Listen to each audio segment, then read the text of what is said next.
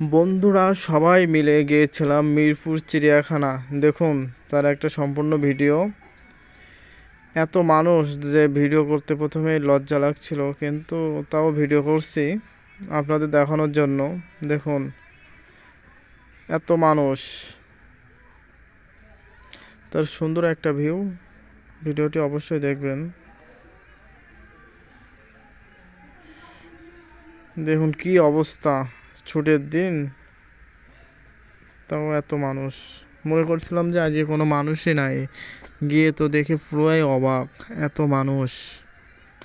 ভালোই লাগছিল।